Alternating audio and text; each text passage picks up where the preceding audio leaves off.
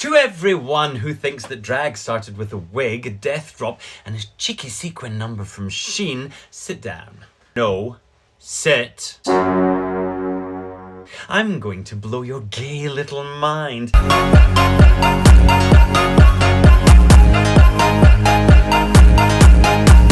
Today, class, we are diving into the history of drag that they absolutely did not teach you. Not at school, not in church, and definitely not in that straight bar where the DJ plays Ed Sheeran mixes on repeat for fun. Grab yourself a pen, my dear. Take notes because there will be a test. Now, my dear, drag didn't just appear the moment that RuPaul descended from the heavens in a cloud of lace front glue. Drag is older than your nan's casserole dish. It's older than the British monarchy's hypocrisy, and older than the concept of heterosexuality by default. Drag is history. Drag is culture. Drag is survival. And drag, my dear, is rebellion. And today, we are covering all of it. The stuff they erased, ignores, or pretended didn't exist because it made the straights, well, uncomfortable. Perfect! Let's begin. So, my dear, before the word drag even existed, humans were already bending gender like a glow stick at a 2006 rave. Let's start with ancient civilizations, because nothing screams camp quite like men in eyeliner who ruled nations. Egypt, honey, half the gods cross-dressed. Isis literally disguised herself as a man to gain power. Ancient priests wore wigs, jewellery and makeup so dramatic you'd assume they were contouring for HD cameras.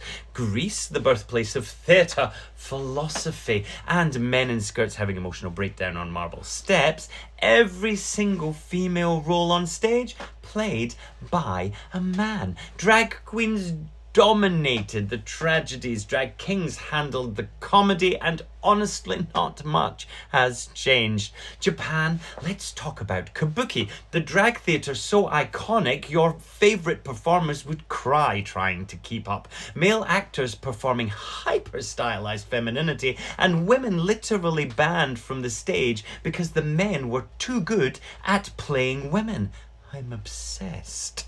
India, hijrad culture, thousands of years old. A recognised third gender with spiritual and cultural roles. Gender fluidity has receipts older than European colonialism itself. Drag is human, drag is global, and drag predates homophobia. All right now, class, quick classroom myth bust. Some people claim that drag stands for dressed as girl or dressed resembling a girl, but sweetie, no, that's not an acronym, that's a backronym invented by someone on Tumblr with too much time and too much confidence. The real origins, theatrical slang from Victorian England. Men in petticoats and long skirts complained that the fabric would drag across the floor backstage, and because actors have always been a little dramatic, they exaggerated until it became a term. So when someone says drag is new, remind them the word itself predates their entire family tree.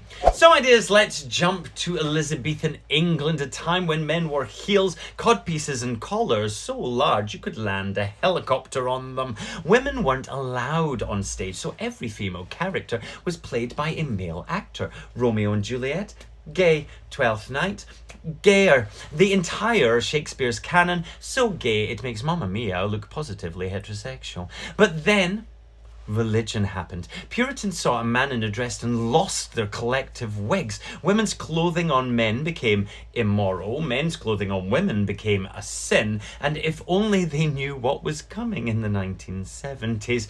Despite bans, drag persisted underground because queer art survives everything. Plagues, wars, and straight men's opinions. Moving on to the late 1800s and early 1900s, music hall and vaudeville. This is where drag becomes entertainment for the masses. Male impersonators, drag kings, were some of the biggest stars. Vesta Tilly in the UK, huge, sold out stadiums before stadiums even fucking existed. Meanwhile, female impersonators toured America, doing character comedy, ballads, and sketches. Straight audiences ate it up, right up until they realised some of the performers weren't actually pretending. Then suddenly, moral panic. Round 2.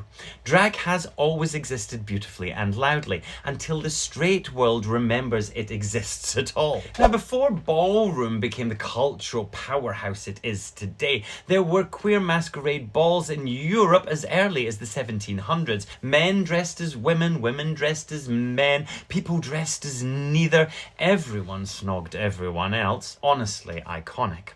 The police hated them, which is how you know the queer people were having fun. Then in the early 1900s, Harlem took the concept and said, no, we're making this fabulous. Drag balls became competitive, glamorous, political, and unapologetically queer, especially for black and brown communities. Ball culture didn't just influence drag, it shaped fashion, it shaped makeup, it shaped music, and it shaped queer identity as we all know it. And yes, the first recorded drag queens in America, they were black. Let that sink in. Then came joyous prohibition, when the government banned alcohol and accidentally created gay nightlife. Oops. Speakeasies needed entertainment. Queer performers filled that gap. This led to the pansy craze. Drag queens performing in glamorous gowns, singing torch songs, and flirting with the audience like you wouldn't believe. For a moment, drag was mainstream, and then, surprise, another crackdown. Queer joy, illegal. Men in dresses, illegal. Existing, well, kind of almost borderline illegal. Straight society, consistent if nothing else. Then in 1969, queer people said enough and threw the first bricks of revolution. If you ever heard someone try to sanitize history by removing drag queens, trans women, and gender non-conforming people from Stonewall, tell them Kinky said they can eat a pickled boot. Drag queens were there. Drag kings were there. Trans folk were there. They didn't just start the fight because it was fun. They started it because they had nothing left to lose. The queer liberation movement shaped a world where drag could exist openly. But make no mistake, drag has always been political. In the 1970s rolled around, giving us divine pageant drag, punk drag, and the underground that refused to die. The 80s gave us club kids, gender fuck drag, and look so wild, even the aliens would say, tone it down. The 90s brought us Priscilla, Tu Wong Fu, RuPaul, and drag entering global pop culture. And today, drag is everywhere.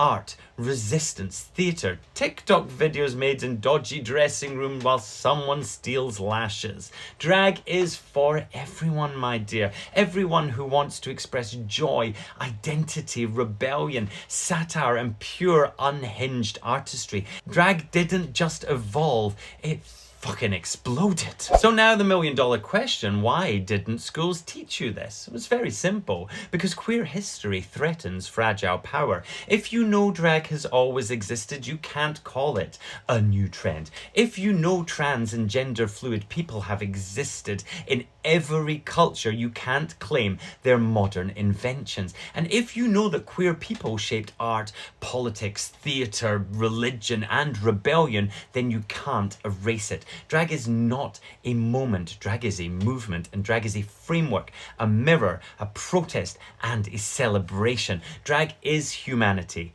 in costume. So my dear, the next time someone says drag wasn't around when I was younger, look them dead in the eye and say, my dear, drag is older than your ancestors' bad decisions. Now, hit subscribe, leave a comment with the queer history you want next, and remember, drag existed before hate. Drag will exist after hate, and drag will absolutely outlive the bigots with better makeup. Class dismissed.